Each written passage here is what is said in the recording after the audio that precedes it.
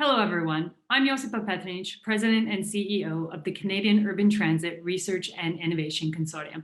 And welcome back to the third day of our annual Low Carbon Smart Mobility Technologies Conference.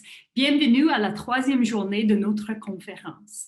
Before we get started, once again, I would like to acknowledge that my surroundings here in St. Catharines, Ontario, do encompass the traditional territories of the Haudenosaunee Nation and the Anishinaabes people.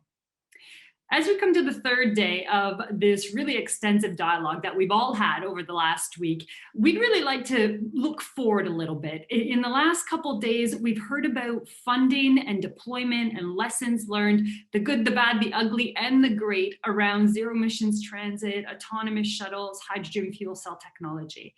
We've heard from the Honourable Catherine McKenna, who is the Minister of Infrastructure and Communities. We've heard from Kelly Polezny about the leadership at London Transit. We've heard out west from Doug Morgan, who leads Calgary Transit. We've heard from Eric Moras, who leads Société de Transport de Laval in Quebec. And we've heard from colleagues like Eric Allen Caldwell from the City of Montreal, who in his role as councillor within that municipality has really led a lot of the initiatives around green mobility, green transportation, and Montreal as a hub and ecosystem of technology greatness. So we've heard a lot of great things, but as I said, we want to kind of look forward because this is a fantastic present to live in, but what does the future hold for us? It is no doubt that for CUTRIC, our ability to exist within a certain technological space is always limited. So right now we do work in electric buses and we work on hydrogen fuel cell technology integration and we work on autonomous shuttles. And there's a lot of work still for us to do. But over the next few years, probably over the next 4 to 5 years, our role in these spaces will diminish. And that is right, and that is good, and that is just. And the reason for that is because they won't be innovative any longer. They will be deployed, they'll be commercially ready, there'll be a lot of lessons learned. They'll basically be the stuff of normal business within the transit industry. And when that day comes, which I hope will be no longer than 5 years from now, CUTRIC won't have an innovative role in those spaces because all we do is technology innovation. So that leads to the question, well, what is next? What are the next big things that we're looking at? And I'd like to take a little bit of time this morning to tell you about our next big ideas, the next big starts. And there's two of them that I really want to focus on. Right now, if we take a look at what CUTRIC's been doing over the last few years, we've been building up to our next big idea. And many of you have heard it. It is about data, data, data, data, the ACES Big Data Trust. ACES stands for Autonomous, Connected, Electric, and Shared. And the easy way to think about it is a big data trust where everybody shares all their real-time data into a common platform for anything related to public fleets and especially transit. Automated, connected, electrified, and shared mobility fleet data. What's our goal? Well, our goal is essentially to make sure for the first time ever in Canadian or global history that cities can look at how one another's systems operate in real time. So TTC could look at how TransLink's buses are working, and TransLink can look at how Edmonton Transit's buses are working, and Edmonton Transit can look at how autonomous shuttles in downtown Montreal are working. And they can look at it all in real time because there's a data trust that pulls data from loggers on all of those devices and puts them into a central repository. That is hugely powerful for evidence-based decision-making. It is hugely powerful for democratically led engagement with the private sector. And we envision that not only will transit and cities want to own and log into that data for evidence-based decision-making, but our academic members are going to want to make sure that their students, their master's students, their PhDs, their postdocs can get access to all those data so they can become trained as the next big data scientists that transit and cities can then hire. And we want to make sure that our private industry members can log in and get access to some aggregated sets of data because you don't know when and where the next great unicorn of the stock exchange is going to be launched in an IPO because a startup company started by a postdoc who might have graduated from one of our universities got access to this data set, and she came up with a brilliant software idea for a local transit system. That's what we want to motivate, the data trust and the idea around sharing data collaboratively across Canada. That's one of our next big ideas. The second big idea that we're excited about is rail. It's rail, rail, rail with a lot of data, data, data. And we all know that from bus rapid transit way to LRT to subways, Rail is super, super political in this country. I'm pretty sure rail is political anywhere around the world. It's very political. But at the end of the day, there is no way to move as many people as quickly over such large distance as efficiently as rail can do. So we know that rail is going to be a fundamental part of this economy. It's going to be critical for Canadians today. It's going to be critical for us to move our nation in the future. And so what we're going to be looking at is getting our rail partners, Metrolinx, EXO, VIA, and all the LRT systems across the country to also start sharing data into one another so that we can specifically at CUTRIC build on what we do best, which is plan out where can electrification take place most easily as the lowest hanging fruit based on rail station systems. So those are two of the big things that we're looking forward to. Data, data, data, rail, rail, rail. And we do believe that within these two areas, we have a future forward for CUTRIC, for our staff, for our members, that is going to keep pushing the landscape around technology innovation in Canada. These are the next big starts for CUTRIC. With that, I'd like to turn to my colleague Magali Frenette, who leads our Quebec office. Bonjour à tous. Bienvenue au jour 3 de notre conférence sur les technologies de mobilité intelligente à faible émission de carbone. Mon nom est Magali Frenette, je suis la responsable du service des membres du Québec pour le CUTRIC. La pandémie nous l'a montré à la dure, l'innovation et la recherche font avancer les choses. Alors, pourquoi pas saisir cette opportunité et faire en sorte qu'on améliore notre façon de se déplacer tout en étant plus sécuritaire. Profitons du partage de connaissances que cette conférence nous apporte pour créer des systèmes de transport plus efficaces et plus verts. J'aimerais réitérer nos remerciements pour nos commanditaires, notre commanditaire exclusif ABB, nos commanditaires platine, Ballard Power System et le groupe New Flyer, nos commanditaires or, Hitachi ABB Power Grids, Proterra et Zev Clean Power, nos commanditaires argent, Enbridge, Novabus, Thales, notre commanditaire bronze, Siemens, et nos commanditaires médias, Driving.ca et Énergie Média. Sans votre soutien, impossible de réaliser une conférence de 3 jours comme celle-là qu'on est en train de vivre maintenant. Nous avons eu la chance d'accueillir hier plusieurs conférenciers d'honneur, comme l'honorable Catherine McKenna, ministre de l'Infrastructure et des Collectivités, Kelly Palajny, de la Commission de transport de London en Ontario, Doug Morgan de Calgary Transit, Éric Moras de la Société de transport de Laval, Stéphanie Medeiros d'ABB, Eric Allen Caldwell, conseiller à la Ville de Montréal, et Shannon Knight de Ballard, et plusieurs autres. Nous ne serons pas en reste en cette 3e journée qui débute. Nous allons commencer en force avec le ministre Bruce Ralston et enchaînerons avec Rick Leary de la Commission de transport de Toronto, Jennifer McNeil de New Flyer, le conseiller Jay Robinson, président de la Commission de transport de Toronto. Nous aurons aussi la chance d'entendre les conférencières sur les panels de discussion suivants. Panel sur les navettes autonomes, le rétrofitting ou le rattrapage, les opérations des autobus électriques à batterie avec Edmonton Transit, TTC, Coast Mountain Bus Company. Une discussion d'experts sur les stratégies sur l'hydrogène au Canada et de l'Alberta. Nous parlerons d'autobus scolaires électriques et de fournisseurs d'électricité. Beaucoup d'infos et de discussions animées autour des sujets d'actualité.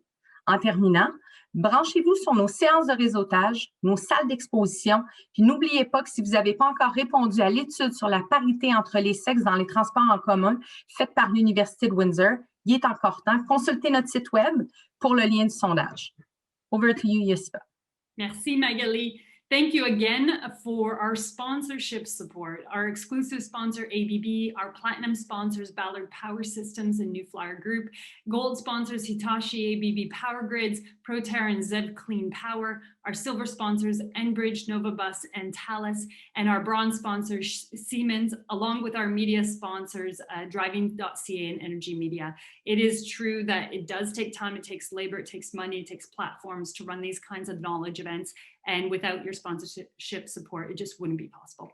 So we are looking forward to the final day. We have some big names lined up for you. Out from the West Coast, many of you know we have long lauded Minister Bruce Ralston coming up in a few minutes to open up our 3rd day of this conference. But we also have today a real treat with both Rick Leary, who's the CEO and head of Toronto Transit Commission, and Councillor Jay Robinson, who is the commission chair for the TTC. The two of them are coming up today, and we're going to have deep dive discussions about what it means to be the most expansive and innovative system in the country by size and girth and necessity. and what those complexities are from a local jurisdictional standpoint and a local political perspective. I'd also really encourage you, if you can, take just a couple minutes to click on the link to the CUTRIC and University of Windsor gender parity study. You know, it just doesn't exist if it's not measured. If we don't get the data, then we're all going to keep talking about why there aren't women in transit and leadership.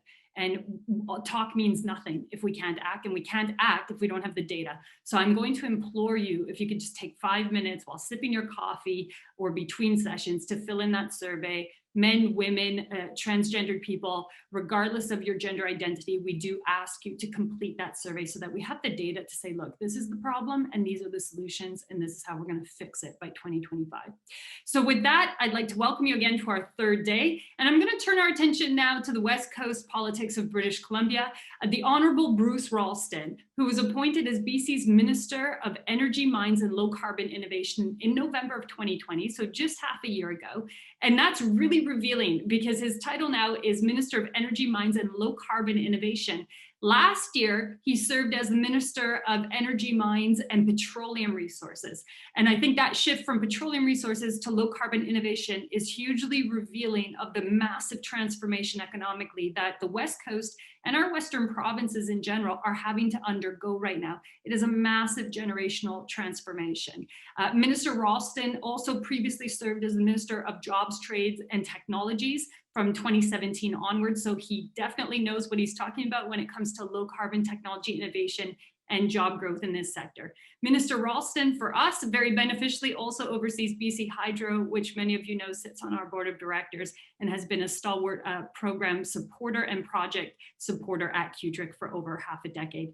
Minister, I welcome you here. We appreciate your time, and I'd like to pass the virtual microphone to you now. Hi, I'm Bruce Ralston, BC's Minister of Energy, Mines and Low Carbon Innovation. Speaking to you today from the territory of the Coast Salish people here in Surrey, British Columbia. It's a pleasure to be invited to participate in the third annual Low Carbon Smart Mobility Conference, alongside a group of innovators, educators, policymakers, and industry champions across Canada, with a shared focus on using clean transportation and technology to lower our emissions. I am delighted to deliver the government keynote. I'd also like to take this opportunity to thank Dr. Josipa Petrunic, President and CEO of Canadian Urban Transit Research and Innovation Consortium, CUTRIC, for the opportunity to share all the important initiatives that the government of British Columbia is working on through my ministry. As some of you may know, the work we do here in British Columbia is guided by our Clean BC plan. That's our provincial strategy to reduce climate pollution while creating good jobs and economic opportunities across British Columbia. Under our Clean BC plan, we are working to shift away from fossil fuels and towards clean and renewable energy. This includes encouraging British Columbians to use cleaner modes of transportation. Through Clean BC, we're making investments in clean transportation options to reduce our greenhouse gas emissions and to help make commuting easier for people. We're offering more support for active methods of transportation, such as rebates for electric bicycles to get more people out of their cars, and investing in a wide range of transportation infrastructure improvements to make transit safe and more convenient for everyone. Here in British Columbia, one of our public transportation systems, BC Transit, operates 88 transit systems in 130 communities across the province. They are not only supporting our Clean BC targets to lower greenhouse gas emissions, but they plan to exceed our provincial reduction targets and have committed to never buying another diesel, medium, or heavy-duty bus. Through the low carbon fleet plan, BC Transit has committed to having a full zero emission provincial fleet by 2040 and will be purchasing only zero emission buses in all fleet classifications after 2028. BC Transit's first battery electric buses are expected to enter service in Victoria in the summer of 2022. And we're working with TransLink, Metro Vancouver's transit provider, to improve and expand public transit and improve access to better transit options for people in Metro Vancouver through the construction of major rapid transit lines. We've made transit free for all children under 12 starting this coming fall. We're also working with TransLink to accelerate the transition to net zero emission bus fleet through electrification, hydrogen, and other technologies. And CUTRIC is an important player here. CUTRIC has helped lead TransLink's e-bus pilot project that includes 4 battery electric buses from Canadian companies, Nova Bus and New Flyer, and 2 chargers from Siemens and ABB, both members of CUTRIC. This pilot will provide a better understanding of buses and electric charger performance. CUTRIC is contracted to do the analysis and evaluation that will provide valuable knowledge to inform TransLink's low carbon fleet strategy that the province supports.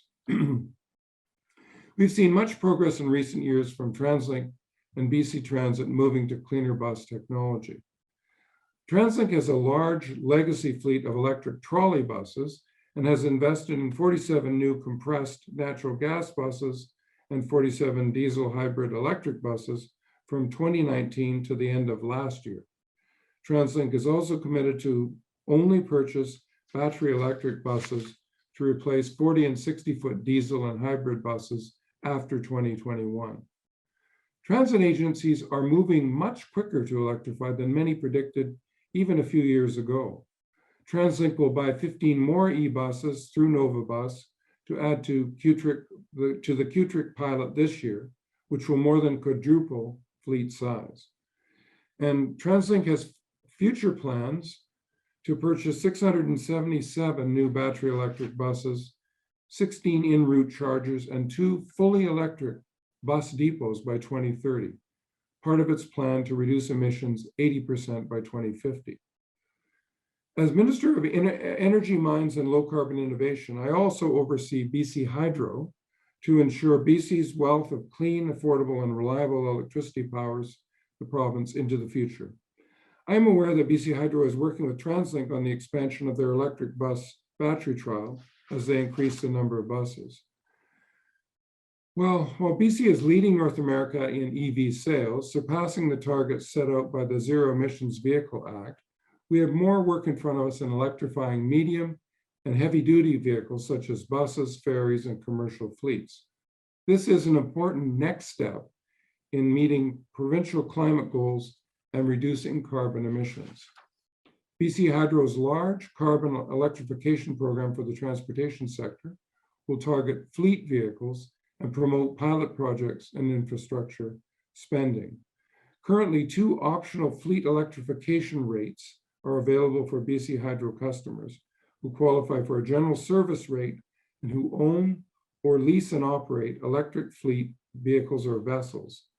These rates were approved by the British Columbia Utilities Commission last year and will encourage the use of clean electricity to fuel heavy-duty fleet vehicles that might otherwise be powered by diesel or other greenhouse gas intensive fuels. Here in Surrey, my home city, we are the second largest city that can benefit from electrified urban rail systems, and improving transit options in Surrey is a key priority. That's why we're committed to build a Surrey to Langley SkyTrain and to work with the federal government to secure their share of the funding. This new line will provide fast, frequent, reliable, and convenient transportation across the region. It will also support healthy communities, a healthy environment, and create jobs and advance local and regional prosperity. We're also working on clarifying the point of compliance for electricity supplied as low carbon fuel in the Low Carbon Fuel Standards Regulatory Scheme. This could serve as permanent support for expanded electrification by providing a significant source of revenue to transit service providers who electrify their new or existing routes.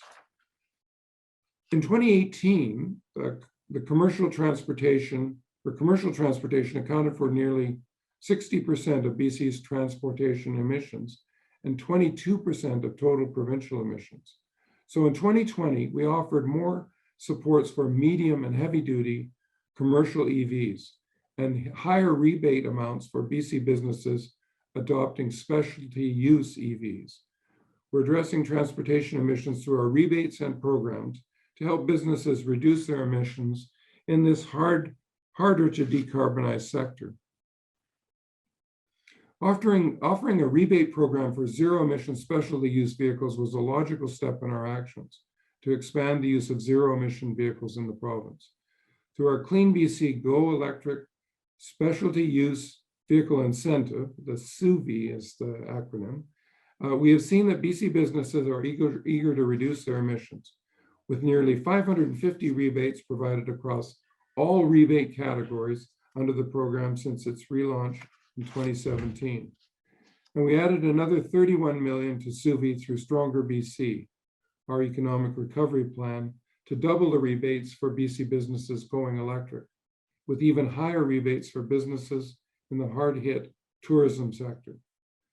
This year, we also announced 11 million in funding for our competitive Clean BC Go Electric commercial vehicle pilots program, which supports BC businesses piloting large or unique deployments of medium or heavy duty or larger ZEVs, such as domestic air, marine, or rail transportation. Each funded vehicle deployment through the CVP will include robust data collection and analysis that will be shared with stakeholders across the province to help inform and improve future policy and program offerings. We have seen innovative BC-based companies such as Green Power Motor Company working to combat climate change through their all-electric buses for transit, shuttle, and tourist sectors, as well as for cargo and courier services. And BC businesses looking to make the switch to a cleaner transportation option can take advantages of our Clean BC Go Electric rebates through the CV program, where they can purchase an eligible EV, such as Green Power's electric bus. Both our SUVI and CVB programs support the growth of businesses in BC, developing, manufacturing, and selling specialty use zero emission vehicles. It's exciting to see so many vehicles in British Columbia coming together to help us reach our Clean BC goals by reducing our reliance on fossil fuels. We recently also announced support for school districts across British Columbia adopting electric school buses under a new initiative launched this year by the Ministries of Education and my ministry. 13 school districts in British Columbia were able to purchase 18 electric school buses with 2.2 million in provincial funding. And the school districts that have made that switch will also have access to provincial funding for the accompanying charging infrastructure. We want to continue to create a cleaner environment for our students and put future generations on the road to a clean energy future. Last month, we announced support for the construction of a Renewable Energy Hub demonstration project at the University of British Columbia.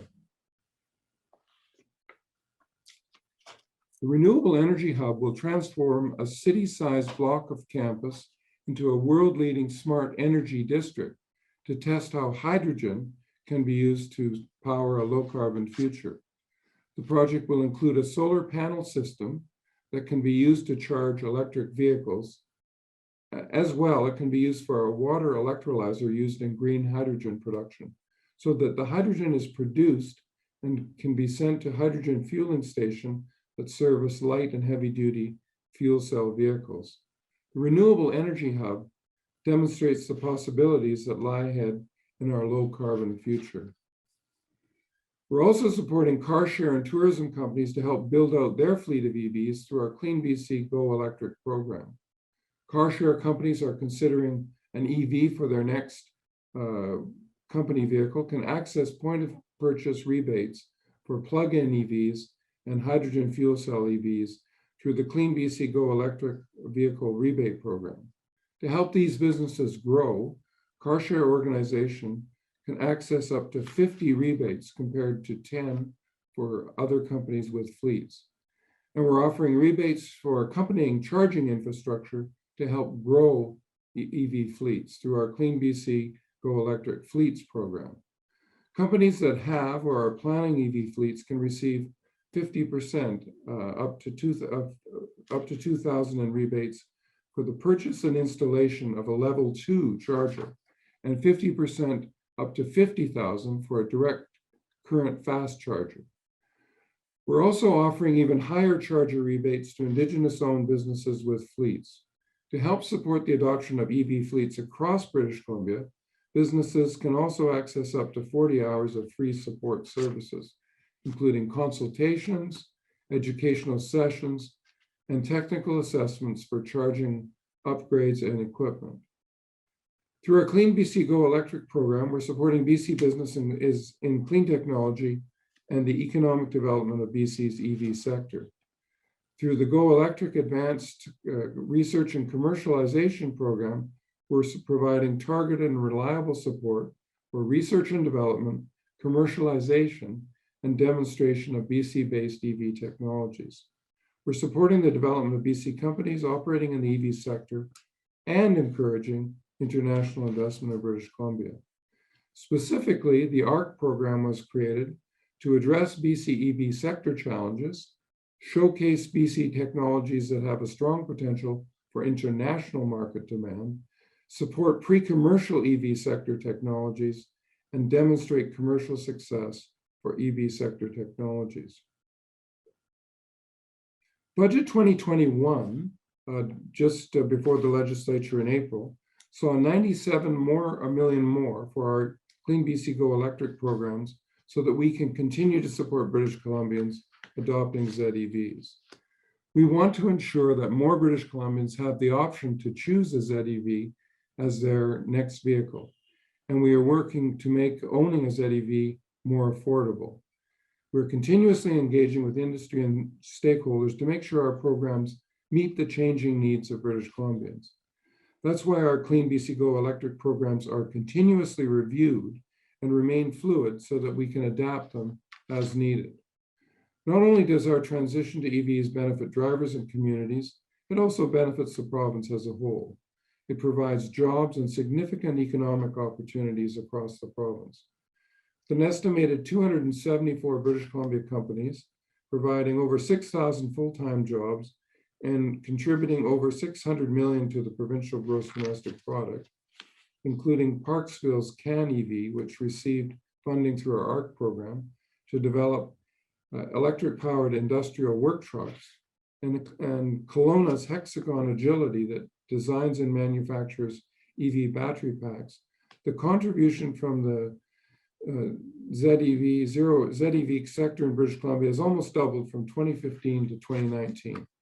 Supporting the growth demand for ZEVs is one of our top priorities, and developing our sector will continue to create good jobs in a growing industry that supports our Clean BC goals.